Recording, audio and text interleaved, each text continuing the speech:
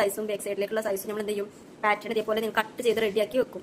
കാരണം എന്താ ആ ഒരു പാറ്റേൺ കൊണ്ട് മറ്റൊരു ക്ലോത്തിലേക്ക് ഇപ്പോൾ ഈ ഒരു നല്ല വലിയൊരു ക്ലോത്താണ്. അപ്പോൾ അതിനനുസരിച്ച് നമ്മൾ പാറ്റേൺ കട്ട് ചെയ്യുമ്പോൾ അളവിൽ ഇപ്പോൾ നമ്മൾ നോർമൽ എടുക്കുന്ന അളവിനേക്കാൾ വീതി കുറച്ചിട്ടും ഇതാക്കിയിട്ടൊക്കെ കറക്റ്റ് അളവാക്കി വെക്കും.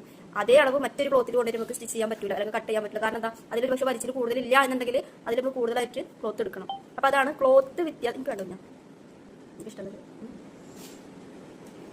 ഓക്കെ, അപ്പോൾ അതാണ് ക്ലോത്ത് വ്യത്യാസം വരുമ്പോൾ നമ്മുടെ മെഷർമെന്റ് മാറും എന്ന് പറയുന്നത് അതുകൊണ്ടാണ്. ഇപ്പം നമ്മൾ നോർമലായിട്ടൊരു നോർമൽ കോട്ടൺ കേട്ടോ, നമ്മൾ നൈറ്റി ഒക്കെ തയ്ക്കുന്ന നോർമലായിട്ടുള്ള ഒരു കോട്ടനാണ് നമ്മളൊരു പാൻറ്റീസ് തയ്ക്കുന്നത് എന്നുണ്ടെങ്കിൽ നമുക്ക് ഉറപ്പായിട്ടും അറിയാതെ അത് വലിയൊരു നോർമൽ ക്ലോത്ത് ആണ് എന്നുള്ളത് അറിയാം. അങ്ങനെ വരുമ്പോൾ നമ്മൾ ചെയ്യേണ്ട അളവാണ് ഈ പറഞ്ഞതുപോലെ നിങ്ങൾക്ക് എഴുതാൻ തന്നിട്ടുണ്ടായിരുന്നല്ലോ, അതിൽ പറഞ്ഞതുപോലെ 1/3 അതിന്റെ ലെങ്ത് കാണണം.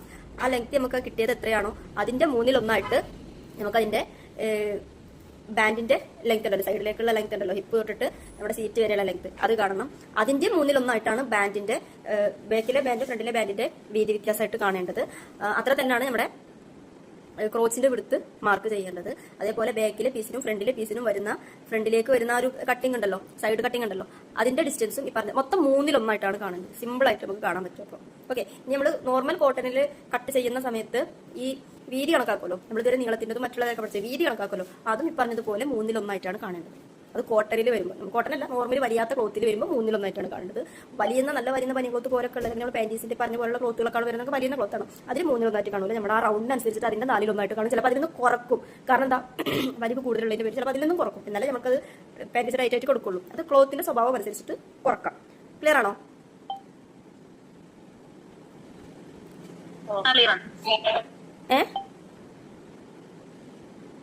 മെസ്സേജിന്റെ എണ്ണം കുറച്ച് കൂടുതൽ. ഓക്കെ, അപ്പോൾ ഇനി അടുത്തത് എന്താണ് നമ്മൾ എഴുതി വെച്ചത്?